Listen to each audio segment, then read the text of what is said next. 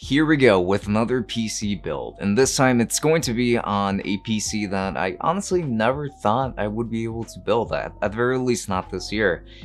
This PC is actually not mine, this is actually my friend's, and before we get into the parts specifically, I just want to mention that yes, it is indeed going to feature an RTX 3080, which I'm going to show you briefly, but we're going to be using a 3rd generation Ryzen CPU instead because we bought these parts before the Zen 3 chips were releasing. That's essentially why. But without further ado, let us get into the intro first. So yeah.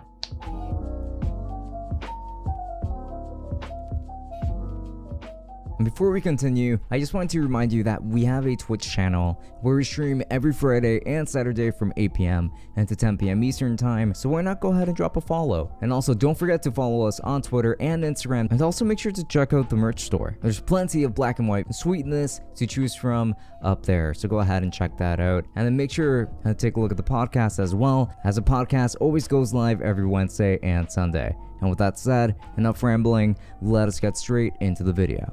And so one of the first things that we always want to talk about whenever we talk about any kind of PC builds is going to be the CPU first. And in this case, we have a Ryzen 7 3700X. As you can see, this is already unboxed here. However, there should be some B-roll showing that an unboxing did indeed occur. However, this is going to be the CPU that we're going to be using. This PC is going to primarily be used at the moment for gaming and game streaming. However, my friend is also expecting to do some video editing perhaps, but there's going to be quite a bit of 3D work, so we need to make sure that he's got a pretty beefy PC, hence why we went for Ryzen. Again, it's not Zen 3, it's still Zen 2, but it is still going to be a very great CPU, and I don't expect any kind of performance bottlenecking or anything like that when paired with the RTX 3080 in this case. And then this right here is going to be the motherboard, the Gigabyte Aorus B450 motherboard. And this is going to be an AM4 motherboard, and of course, it's really here just, this is going to be our motherboard of choice, not for any particular reason, but just because it did have pretty good reviews on there, and it is going to fit our CPU, and it shouldn't give us any issues when trying to install a Zen 2 CPU, which some people have actually experienced with other motherboards of the AM4 category. So I think this is going to be a pretty sweet option, in fact, and that's why we went for it. And plus, it was also pretty affordable. And as promised, here we have a Zotac RTX 3080 GPU. Obviously, this is going to be the 10 gig variant, since I believe that the 20 gig variant has officially been canceled, but either way, that's not important. What matters is that there is a crazy story behind this graphics card, and that how we actually managed to get our hands on this after I made like 3 videos complaining about how that would be impossible and talking on the podcast about how that would be impossible, but I actually made a video talking about how I managed to get my hands on one of these. So if you're interested in watching that, I'm going to leave the link down in the description. I think that it's kind of a fun video to watch, but this graphics card is going to offer us pretty much everything that we need. And this is going to be a very, very, very beefy build thanks to this RTX 3080, considering that it's such a massive leap from the 2000 series GPU. So yeah, we're pretty happy to show you this. And then in order to power everything that we just talked about, here I have a Thermaltake 750 watt power supply. And power supplies have not been the cheapest thing to come across for quite some time for some reason. These just keep getting more and more expensive from my experience. But yeah, this even has RGB, so it should fit our build quite nicely. Since everything needs a massive array of RGBs, this is going to be a pretty powerful power supply. And again, it should be able to power pretty much everything here. And like most power supplies, you actually get a 10-year warranty. So yeah, I mean, that's always pretty nice to see. And then for storage, we're going to be using 2 different storage solutions. We're actually going to use a 1TB WD Blue SATA SSD. This is from WD, and it's going to be a 1TB drive. This is where we're going to be installing Windows for the sake of speed, and also installing other important applications. I think 1TB is plenty for that kind of thing. If you wanted an SSD for everything, 1TB is going to run out pretty quickly, which is why we added the 4TB drive as our secondary form of storage, and this is going to be pretty useful. This is from Seagate. Even the Solus SSD will boot you pretty quickly into Windows if that is your primary issue. So yeah, these are going to be our two storage solutions, 5 terabytes in total. It's going to be more than enough. And before I forget, we're going to be using 32 gigs, 2 sticks, so 16 gigs each of this DDR4 RAM. Again, 2 sticks of 16. We got this because it was fairly affordable, and 32 gigs of RAM is going to be more than enough for this system. At the very least, we anticipate that to be the case for now. In the future, he will most likely be upgrading to 64 gigs. And then lastly, we've got our case of choice. I don't actually have the exact name of it, but I'm going to be leaving it linked below, as well as links to everything else down in the description if we can find it on Amazon. But yeah, this is going to be our case. By default, it already comes with a total of 6 RGB fans, and it's got a tempered glass side panel, which is pretty much everything that you look for whenever you're shopping around for cases, of course. And it should be able to fit our build just fine. The 3080 should fit in here totally fine. And yeah, I'm very excited to begin. So without further ado, let us get straight into the build. Okay, alright, it looks like I'm finally ready to build, and the one thing I actually neglected to mention is that I'm going to be using this toolkit from Tukes, I think. To begin, we're first going to actually, before opening up this case, the first thing that we should always do is try to install the CPU onto the motherboard and the RAM as well. I think that might be the best way to go first, and yeah, let's get started with that. So here we have our motherboard. Okay, so now to open this up, again with care, because this thing can actually pop off if you do things incorrectly here. So then, first things first, we actually have to remove this little latch here, and then it's going to allow us to align the CPU properly. So essentially, we have to make sure that these two arrows are meeting, and just have to find the arrow here. There we go. Okay, so then it goes like this. Just make sure that it is seated without applying any kind of pressure. Once it's properly aligned, just give it a small wiggle to make sure, and then you can close down the latch. Next things coming up, we're going to apply some thermal paste. Even though the cooler itself does come with some thermal paste, I always like to add a little bit just to be safe, and it really is just a little bit. Even just this much will help a lot, of about the size of a grain of rice or so, like this. That could actually really do wonders in this case. And yeah, as I was just saying, it is going to have some thermal paste here, and you should be able to see that there as well. And now to hook up this cooler, that's going to be a little bit more of an endeavor, but let's see what I can do.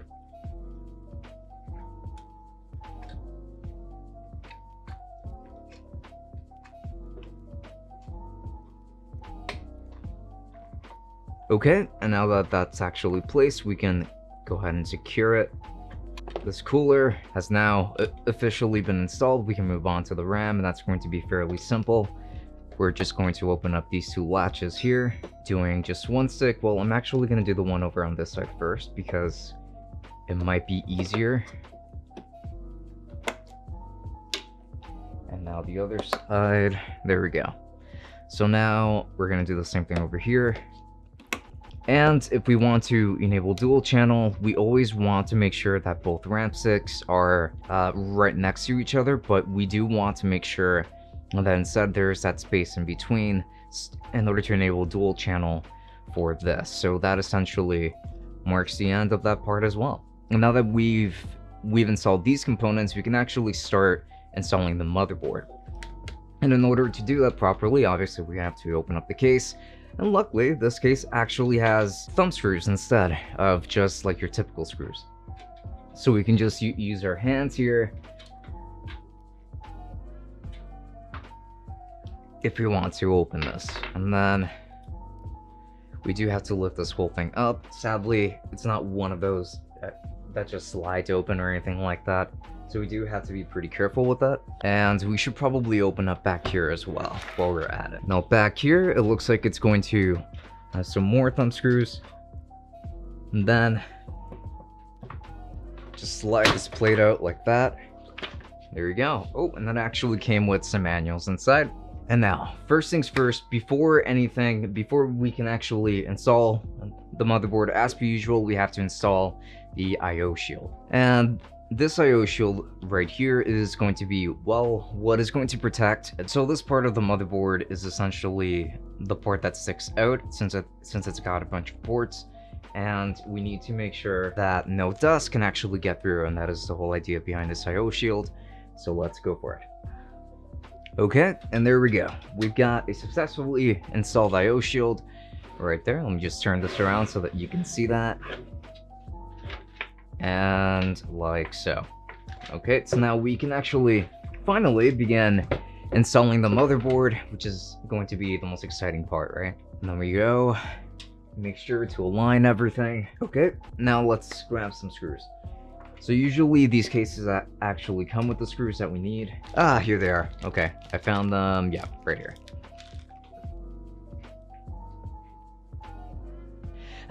Okay, and that's now that that's officially done and the motherboard is actually secured in here, we can feel safe whenever we have to flip anything around.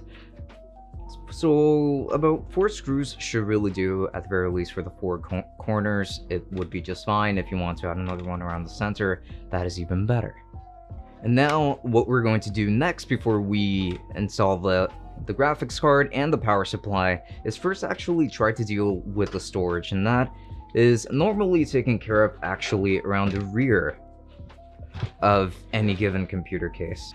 The hard drive, at least. Now, the big hard drive is going to go through one of these slots here, which is pretty difficult to see even from here, but essentially it's going to go in like this.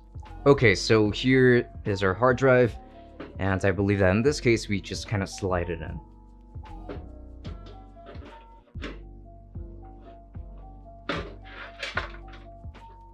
Okay, and now that the hard drive has been officially installed, we've also just gone ahead and screwed it in from the side, which is a necessity here. And as for the SSD, we have to figure out where we want to put this thing exactly, which could be actually right on the following slot, since it does have the screws for us to screw it in if needed.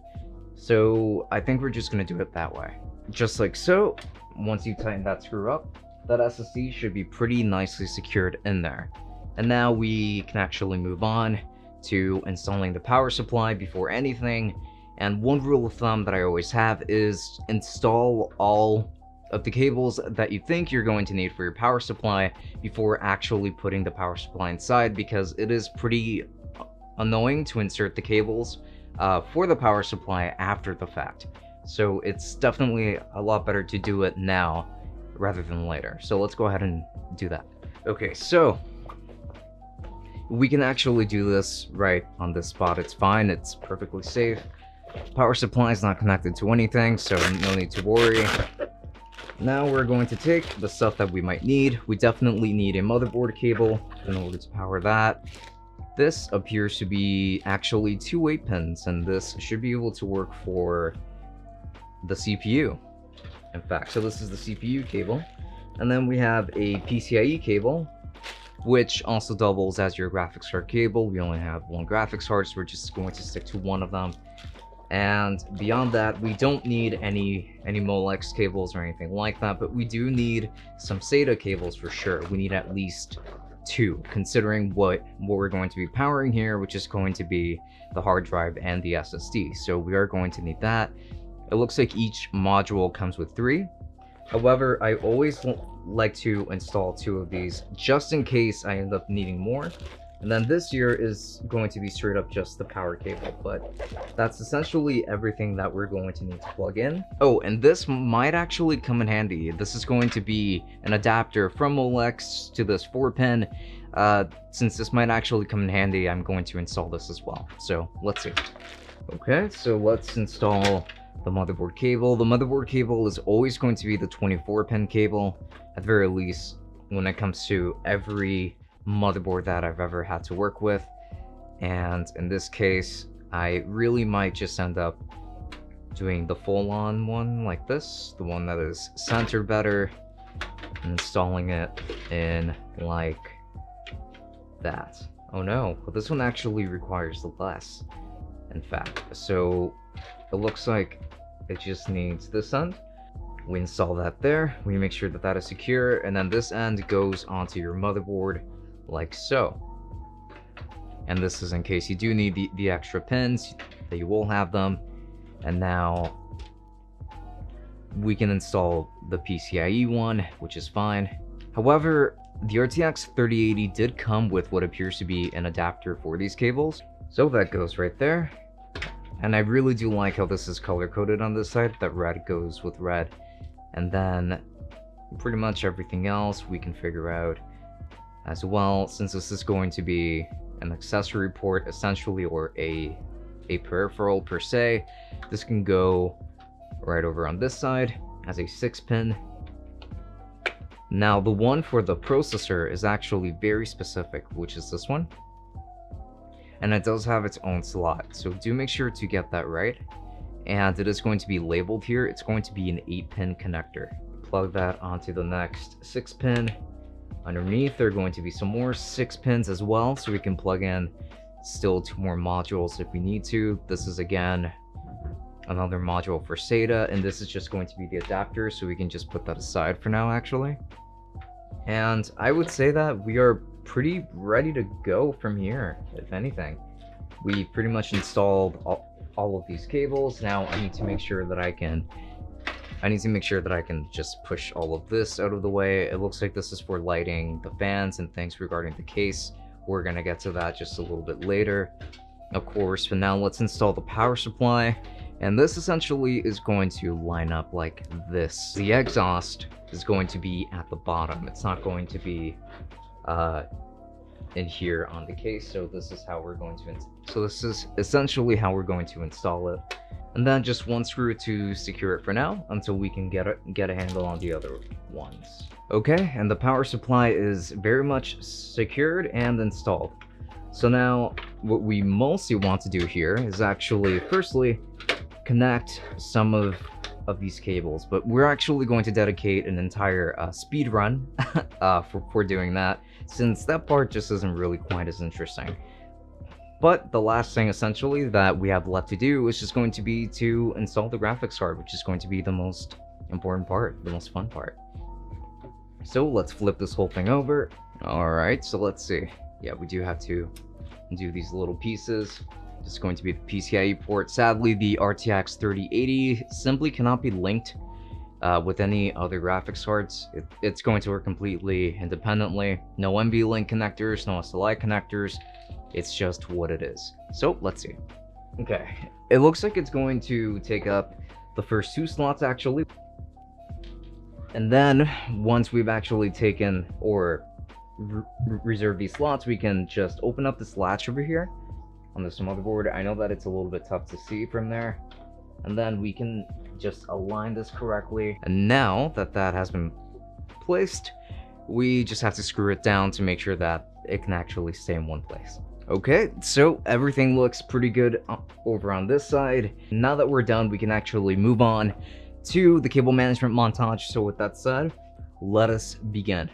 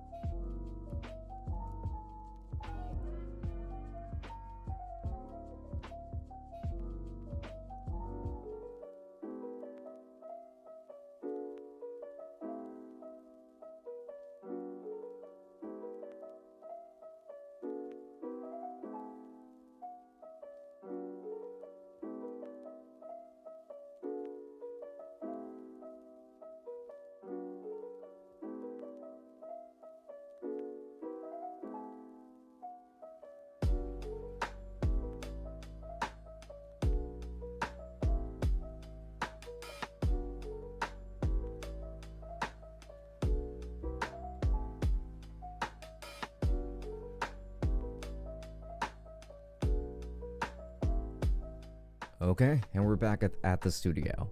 Now that build is finally done, and we can actually get into game testing. I'm going to be testing out 3 different games in DaVinci Resolve, so let's go ahead and start off with a simpler game like Dark Souls 3. I mean, simple as in simple to run, but definitely not to play per se. And it is going to run very well here, no surprise at the highest settings, and all of these tests are being done in 1080p. Since I only have a 1080p screen here, we are getting very impressive results with a very consistently high frame rate at max settings, easily going over 60 frames per second no matter what I do in this game. And even when fighting a boss here, so far it is going to be very lovely performance. I cannot complain here. And then Shadow of the Tomb Raider is the next game that I tested. I did run its benchmark tool here as well because I wanted to see how it would perform.